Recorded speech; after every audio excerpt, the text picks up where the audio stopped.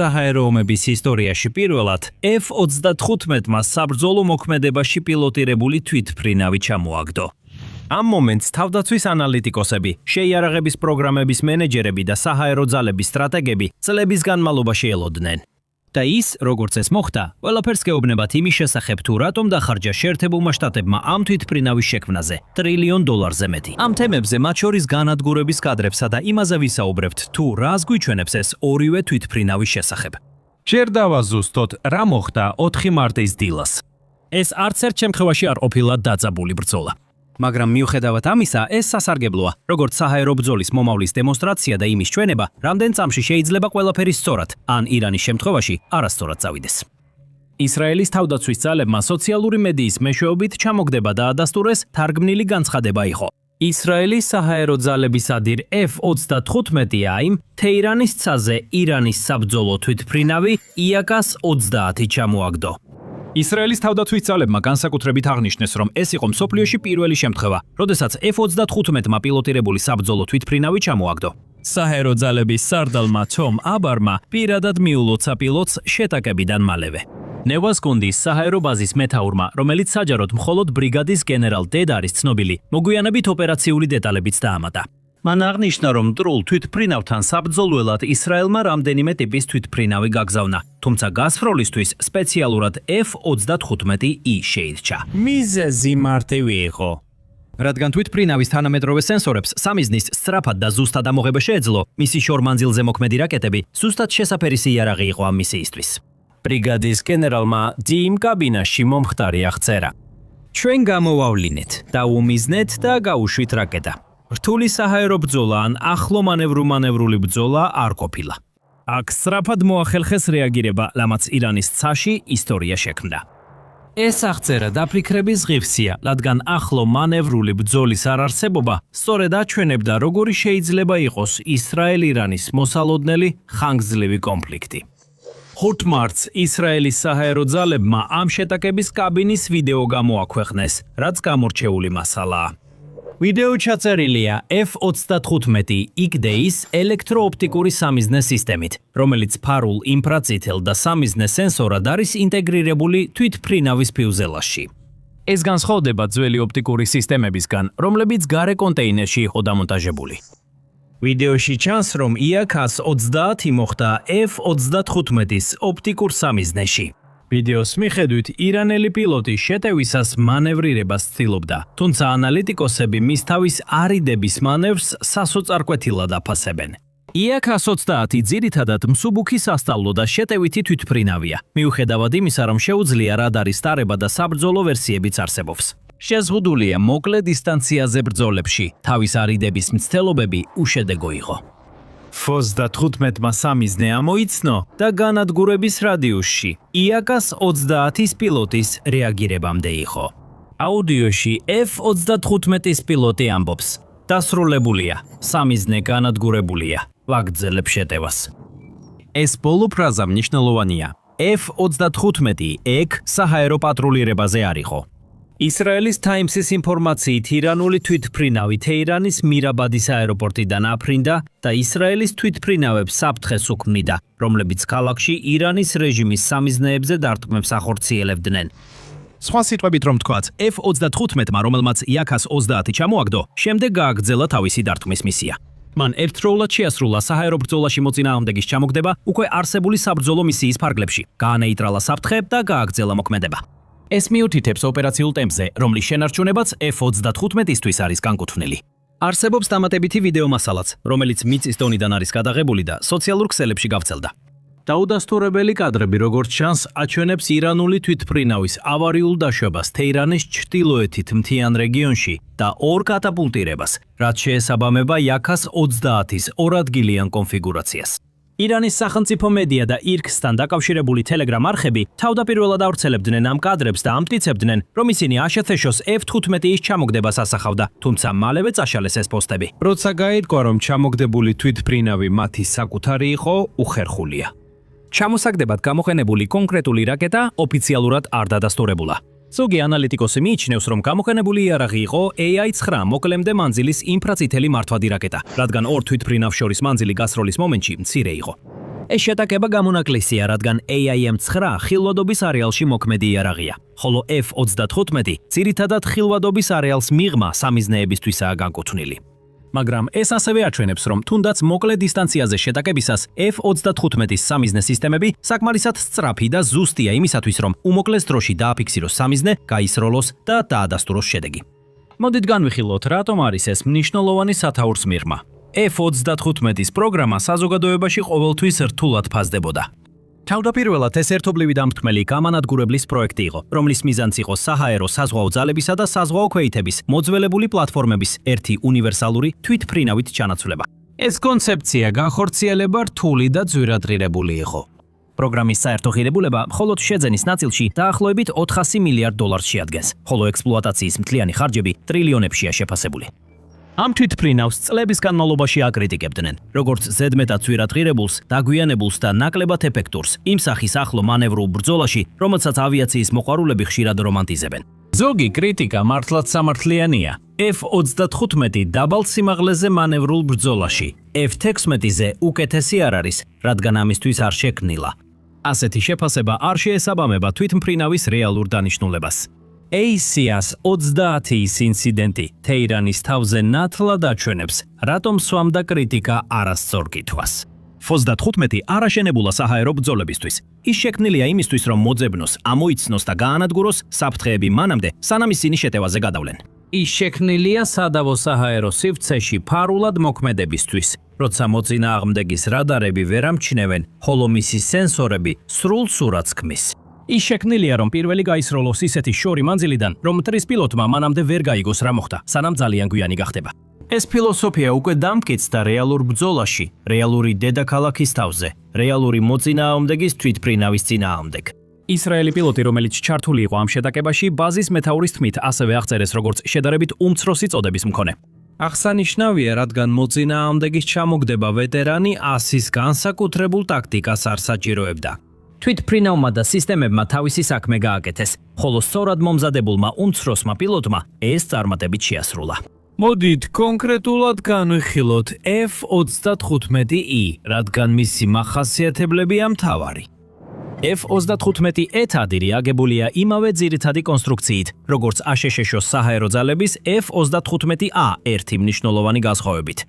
ისრაელმა თვითშემუშავებული ელექტრონული ომის მოდულები სტანდარტულ VAE სისტემებს ANASCOR-ას 39-ს დაუხტო, რომელსაც სხვა ყველა F-35 ოპერატორი იღენებსებს. ეს დამატებითი ელექტრონული ომის შესაძლებლობა გასაიდუმლოებულია და ისრაელმა დეტალები არ გაამხილა. ის, რომ მის ინტეგრაციაზე ნებართვა მისცეს, მიუთითებს იმ დობასა და პერსონალიზაციის ხარისხზე, რომელიც აშშ-მ ისრაელს ამ პროგრამაში გამოუცხადა. ადერი ადარებს ისრაელის Python 5-ის ინფრაწითელი მართვის ჰაერი კლასის რაკეტას, გარდა სტანდარტული ამერიკული იარაღებისა. ის იყენებს დამოუკიდებელ ლოგისტიკურ და მისიის პროგრამულ უზრუნველყოფას, რომელიც გლობალური F-35-ის დანარჩენი თვითმფრინავებისგან განსხვავდება. Ცრავის დონეზე F-35-ის აქვს FT Pratt and Whitney-ის F-35-ის ფორსაჟული ტურბოფანის ძრავა. ეს ძრავა სრული ფორსაჟით დაახლოებით 43,000 ფუნტ ბიძგს გამოიმუშავებს. საგულისხმოდ IACAS 30-ის ორ ძრავას ერთად დაახლოებით 11,000 ფუნტ ბიძგი აქვს. F-35 ერთი ძრავით 4-ჯერ მეც აკეთებს. F-25-ის მაქსიმალური სიჩქარე მა F-6-ია, რაც მას ზებგერითი თვითმფრინავების კატეგორიაში აკენებს. განსაკუთრებით აღსანიშნავია, რომ თვითმფრინავს საბრძოლო რადიუსი დაახლოებით 670 საზღვაო მილი აქვს. და ისრაელის მიერ ადგილობრივი გაფართოებული მოქმედების რადიუსის შესაძლებლობების განვითარებასთან დაკავშირებით გავრცელებული ცნობების მიხედვით, F-35-ის შეუძლია ირანში მდებარე სამიზნეების დაზიანება ჰაერში საწვავით შევსების გარეშე. ძრავისა და კონსტრუქციის მონაცემები ნაკლებად მნიშვნელოვანია, ვიდრე F-35-ის სენსორული პაკეტის შესაძლებლობები. ამ სენსორული კომპლექტის მთავარი ნაწილი არის AN/APG-91 აქტიური ელექტრონულად სკანირებადი ანტენა, ანუ ESA რადარი. ძველი რადარისგან განსხვავებით, სადაც თებში ფიზიკურად მოძრაობს სხივის მისათითებლად, ESA იყენებს ათასობით გადამცემი მიმღების მოდულს, სხივის ელექტრონულად სამართავად. ეს ნიშნავს, რომ მას შეუძლია თითქმის მკისიერად შეცვალოს ფოკუსი, ერთდროულად გახვეს რამდენიმე სამიზნეს და იმუშაოს აქტიურ და პასიურ რეჟიმში. Northrop Grummanis დოკუმენტაციის მიხედვით, APG-91 პილოტს აძლევს საშუალებას ჰაერი-ჰაერში ბრძოლაში აღმოაჩინოს და აკვირდეს, ამოიცნოს და გაანადგუროს მტერი მანამდე, სანამ მოწინააღმდეგე F-35-ს შეამჩნევს. დამოუკიდებელი ანალიზები მიუთითებს, რომ რადარს შეუძლია 100 მილის რადიუსში 23-მდე სამიზნის ამოცნობა 9 წამზე ნაკლებ დროში. მას შეუძლია ერთდროულად განახორციელოს რუკირება, ელექტრონული შეტევა და რადარის გამოსახულების შექმნა. ეხლა რაც ამ რადარს განსაკუთრებით მომაკვდინებელს ხდის არის ის, რასაც ის იარაღის დონეზე უზრუნავყოფს. F-35A იარაღებს დახურულ განყოფილებაში ატარებს, რაც მინიმალურ რადარის ამრეკლავ ზედაპირ სინარჩუნებს სტელსის რეჟიმში. ამ კონფიგურაციაში ის შიგნით 4 AIM-ას 20 ტიპის ხედვის არეალს მიღმა მოქმედ რაკეტას ატარებს. AIM-20D-ს, რომელიც ყველაზე თანამედროვე ვარიანტია, ეფექტური მოქმედების რადიუსი დაახლოებით 100 მილში ადგენს. დაიყენებს აქტიური რადარის, თვითდამიზნების და საწყისი ნავიგაციის კომბინაციას სამიზნეების ჩასაჭერად, თუნდაც ძლიერი ელექტრონული საწინააღმდეგო ზომების ECM გარემოში. F-35-ის სენსორები ფრენისას რაკეტას განახლებულ სამიზნე მონაცემებს უწყვეტად აწვდიან. იმ შემთხვევაშიც კი თუ სამიზნე რაკეტის გაშვების შემდეგ მანევრირებას სცდის, დამიზნების სისტემა კურსს რეალურ დროში ასწორებს. ფრენის შუა ეტაპზე უწყვეტი კორექტირებები რთულ გარემოში მანევრირებად სამიზნეზე მოხვედრის ალბათობას 95%-ზე მეცხდის. აი რატო ეძახიან F-35-ს სნაიპერ-შორ მანძილზე. მას შეუძლია სამიზნე ისეთი მანძილიდან შენიშნოს, სადაც სამიზნე F-35-ს რადარზე ვერც კი ხედავს, გაუშვას რაკეტა, რომელიც 100 მილის მანძილზე მიხვება სამიზნეს და შემდეგ გზა გააგრძელოს. ეხლა რადარისა და რაკეტების გარდა F-35-ს აქვს ორი დამატებითი სენსორი, რომლებიც ცალ-ცალკეც გამორჩეულია. პირველი არის განაწილებული აპერტურის სისტემა, რომელიც 6 ინფრაწითელი კამერით თვითფრინავის გარშემო პილოტის ჩაფხუტზე ეკრანზე 360 გრადუსიან საჰაერო სივრცეს აჩვენებს.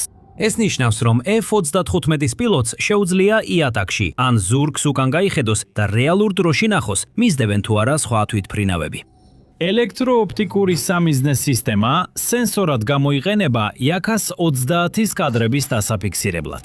ფიუზელაჟში ინტეგრაცია ამცირებს თვითფრინავის რადარის ამრეკლავ ზედაპირს. F-35-ის პილოტს რადარის, დადარის, DAS-ისა და EOTS-ის მეშვეობით აქვს სენსორული კომპლექტი, რომელიც მსოფლიოში არც ერთ სერიულ თვითფრინავს არ აქვს. შედარებისთვის გაითვალისწინეთ, სად არის F-35 იმ თვითფრინავებთან, რომლებიც ისრაელ-ირანის კონფლიქტში მის წინააღმდეგ გამოიყენება. Yaka-30-ის სენსორები მეხუთე თაობის გამანადგურებელზე ნაკლებია. ეს ნიშნავს, რომ პილოტს ალბათ მცირე წარმოდგენა ექნებოდა F-35-ის მდებარეობაზე და დასჭირდებოდა ვიზუალური კონტაქტი ან მიწის კონტროლერების მითითება მის შესაჩერებლად. თვითფრინავის წინააღმდეგ, რომელიც როგორც ცუხილავია, ასევე დაახლოებით 100 მილიანი სენსორული უპირატესობით მოქმედებს, Yaka-30-ის პილოტი უკიდურესად რთულ მდგომარეობაში არ მოჩნდება. თუნდაც ირანი F-4 Phantom-ზე, F-5-ზე ან MiG-29-ზე გადავიდეს, სხვაობა მაინც დიდია. MiG-29 ირანის ყველაზე თანამედროვე გამანადგურებელია. დაახჭურვილია მექანიკურად სკანირებადი პულსური დოპლერის რადარით, რომელიც თეორიულად 50-60 მილზე აფიქსირებს მიზნებს. დაბლოკვის რეჟიმში ხელსაყრელ პირობებში. F-35-ის ისა რადარი უფრო დიდ მანძილზე და მაღალი სიზუსტით მუშაობს, თანაც უხილავია MiG-29-ის გამაფრთხილებელი მიმღებებისათვის. Ჩემდაც კი, როცა საქმე ეხება Su-35-ს, რომლის RBC პასიურ ელექტრონულად სკანირებულ რადარს თეორიული აღმოჩენის დიაპაზონი 240 მილია. F-35-ის სტელსისა და სენსორების ერთობლიობა იწვევს იმას, რომ Su-35-მა შეიძლება ვერ ამოიცნოს სამიზნე რადარზე, მაშინ როცა F-35 უკვე მოქმედებს. ეს იყო იმდენად მნიშვნელოვანი, რომ ისრაელმა F-35-იგთისა და Su-35-ის შეტაკების სიმულაცია ჩაატარა, რათა მოემზადებინა ირანისთვის, თუ ის რუსეთიდან Su-35-ს მიიღებდა. მაგრამ შეტაკების დაგეგმვა გაძლევს წარმოდგენას, თუ რამდენად სერიოზულად ეკიდებიან ისრაელისა და აშეთეშის საჰაერო ძალების დაგეგმვის სპეციალისტები მეოთხე პლუს თაობის მოწინააღმდეგესაც კი F-35-თან შეტაკებისას. თუ გსურთ მეტი გაიგოთ, როგორ ადარებენ სხვადასხვა თვითფრინავებს, აუცილებლად გამოიწერეთ The Military Show. ჩვენ რეგულარულად ვაქვეყნებთ წამყვანი სამხედრო ძალებისა და საუკეთესო აღჭურვილობის ანალიზებს.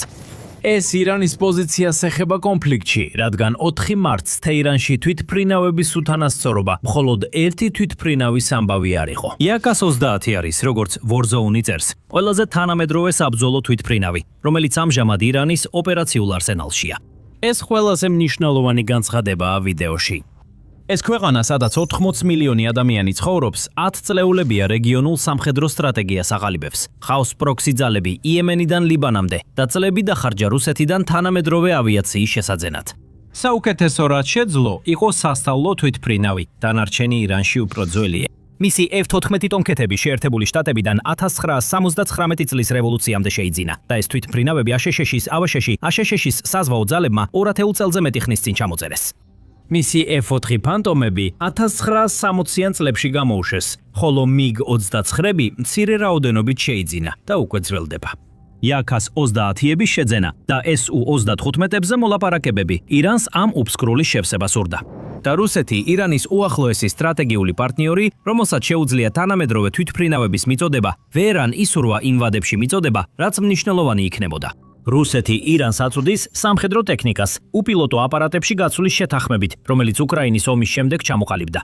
ირანი მოსკოვს შაჰედის დრონებსა და ბალისტიკურ რაკეტებს უგზავნის, მოსკოვი კი სანაცვლოდ ტექნიკას უგზავნის.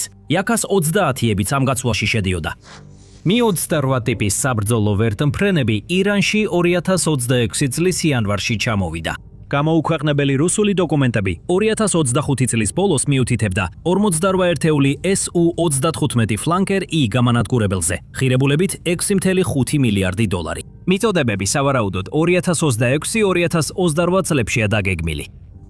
Su-35-ები ადგილზე არ იყო, როცა 2026 წლის დასაწყისში კონფლიქტი განახლდა და მტკიცებულებები აჩვენებს, რომ ისინი დროულად არ ჩამოვლენ, რათა ძალთა ბალანსი შეიცვალოს.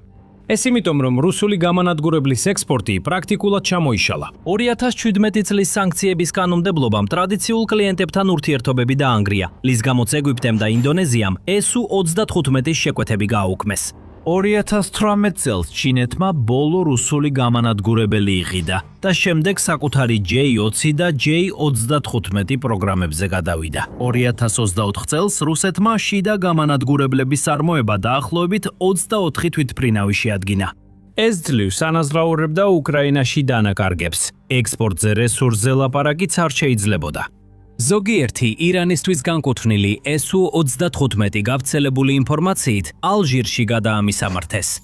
უნდა აღინიშნოს, რომ რუსეთი ირანს არტოვებს, რადგან კარნეგის საერთაშორისო მშვიდობის ფონდის მიხედვით მოსკოვი თეირანს სამხედრო მიწოდებებს ზრდის. მაგრამ ის, რასაც რუსეთი რეალურად შეძლებს მიაწოდოს კონფლიქტის პერიოდში, ძალიან შორს არის იმისგან, რაც ირანს კონკურენტუნარიანობისთვის დასჭირდება. იაკას 30 თეირანის თავზე ფაქტობრივად იყო ზღვარი იმისა, რაც ირანს ჰაერში ასატანად დარჩენოდა. რა მდგომარეობაში აყენებს ეს კონფლიქტს? 4 მარტის შეტაკების გეოპოლიტიკურ შედეგებს მინიმუმ 2 შესაძლო შედეგი აქვს. პირველი სცენარია შეკავება დამცირების გზით. ირანმა დაკარგა თავისი ყველაზე თანამედროვე თვითმფრინავის შეტაკებაში, რომლის მოახლოებაც სავარაუდოდ პილოტმა ვერც კი შენიშნა. ყოველი დამატებითი კაფრენა, რომელსაც ირანი ახორციელებს დარჩენილი თვითმფრინავებით, ახლა იგივე რისკს შეიცავს. კონიურულია ძალისთვის, რომელმაც უკვე დაკარგა თვითმფრინავები, აეროდრომები და საჰაერო თავდაცვის სისტემები მასშტაბურად შეინარჩუნოს დარჩენილი რესურსები. მაგრამ თუ ირანი დარჩენილ თვითმფრინავებს მიწაზე დატოვებს, გადარჩენის მიზნით ის მთლიანად თმობს ცას და იღებს ყველაფერს, რასაც საჰაერო კომპანია მოუტანს, ჩარევის შესაძლებლობის გარეშე. ეს არის ღრმა სამხედრო სისუსტის მდგომარეობა. მეორე სცენარი არის ესკალაცია დაუმორჩილებლობით. ირანის რეჟიმს არ შეუძლია სისუსტე აჩვენოს საკუთარ მოსახლეობას, ჰეზბოლას, ჰუთებს და პროქსი ქსელს, რომელთა ერთგულებაც ირანის იმიჯზეა დამოკიდებული, როგორც ძალაზე, რომელიც ეწინააღმდეგება და უძლებს. ისრაელთან 12 დღიანი ომის შემდეგ 2025 წლის ივნისში თეირანის დაუყოვნებელი პასუხი რუსეთსა და ჩინეთთან შეიარაღებაზე მოლაპარაკებების დაჩქარება იყო. მან მოსკოვთან ხელი მოაწერა ვერბერის ტიპის პორტატული საჰაერო თავდაცვის სისტემების, ანუ მანფაცის შეთანხმებას. მან პეკინთან დაიწყო მოლაპარაკებები ზებგერითის CM-302 ანტიგემის რაკეტებზე, რომლებიც საფრთხეს უქმნიან აშეთეშსა და მოკავშირეთა საზღვაო ძალებს სპარსეთის ხურესესტრასა და ჰორმუზის სრუტეში. ქვეყანა, რომელიც საჯაროდ აჩვენებს დაუმორჩილებლობას და კატასტროფულ სამხედრო დანაკარგებს უმკლავდება, შესაძლოა კულუარებში იძულებული გახდეს მეტი თვითმფრინავი გაუშვას. მას არ სჭირდება წარმოაჩინოს, რომ ბრძოლა შეწყვიტა, რაც იმას ნიშნავს, რომ მეტი IA-120, F4 ან MiG-29 შევა F-35-ების საჰაერო სივრცეში. ამ შეტაკებების შედეგი პროგნოზირებადი იქნებოდა. F-35-ის როლი ამ კონფლიქტში ალბათ ჯერ არ დასრულებულა. ისრაელის ადერის ფლოტში 48 თვითმფრინავია. წელს კიდევ 2 ჩაემატება. 2024-ში კი დამატებით 25 შეუკვეთეს. მთლიანობაში კი 75 იქნება. ეს F-35-ების ერთ-ერთი უდიდესი ფლოტია, რის შედეგადაც ისრაელი გახდა პირველი ქვეყანა, რომელმაც F-35 საბრძოლო მოქმედებებში 2018 წლის ოპერაციული გამოყენების შემდეგ გამოიყენა. შემდეგ სხვა მნიშვნელოვანი მიღწევებია დაფიქსირებული საჰაერო ჩამოგდების მიღმა. ისრაელმა 2021 წელს F-35-ით პირველად ჩამოაგდო დრონები და ასევე პირველად გამოიყენა მხეცის რეჟიმში, ანუ მძიმე გარე შეიარაღებით, სტელსის ნაცვლად. ამან საბრძოლო მონაცემები მისცა აშშ-ს და მოკავშირეებს, რაც ეხმარება მათ გაარკვიონ F-35-ის მოქმედება რეალურ ბრძოლაში. F-25 მომავალშიც განახლდება. ბლოკ 4-ის პროგრამული და ტექნიკური პაკეტი უკვე ვნიდრია ეცა გლობალურ ფლოტში. ის მოიცავს შემდეგი თაობის AN/APG-85 ESA რადარს, რომელიც Northrop Grumman-ის თქმით, მოქმედების მანძილში 50%-ით აღემატება APG-81-ს. F-25, რომელმაც IA-130 ჩამოაგდო, მსოფლიოში ერთ-ერთი ყველაზე შესაძლებლობიანი სერიული გამანადგურებელია. თვითმფრინავი, რომელსაც ახლა აშენებენ, ამას კიდევ უფრო მაღლა ახკავს. თეირანში 4 მარტს მომხდარის გაკვეთილი მხოლოდ ერთ სასწავლო და მსუბუქი შეტევის თვითმფრინავს არ ეხება, რომელიც მეხუთე თაობის უხილავმა გამანადგურებელმა ჩამოაგდო. ეს ეხება იმას, რა ხდება მაშინ, როცა სენსორების შერწყმასა და უხილაობაში, ასევე შორმანძილზე ზუსტ დარტყმებში 10 წლეულების განმავლობაში ჩადებული ინვესტიცია ხვდება მოწინააღმდეგეს, რომელსაც ამ სხვაობის აღმოფხვრა არ შეუძლია. F-25 სწორედ ამ ეპოქისთვის შეიქმნა და ახლა იწყებს თავის შესაძლებლობების ჩვენებას. მომავალში მისგან დიდ მიღწევებს უნდა ველოდოთ. თუ გსურთ გაიგოთ, რამდენად ცუდადაა აღჭურვილი ირანი, ნახეთ ეს ვიდეო და გამოიწერეთ The Military Show, რომ არ გამოგრჩეთ შემდეგი ვიდეოები. ჩვენ ყოველდღე ვაქვეყნებთ ვიდეოებსა და ანალიზებს, რომ იყოთ ინფორმირებული გლობალური სამხედრო და გეოპოლიტიკური ტენდენციების შესახებ.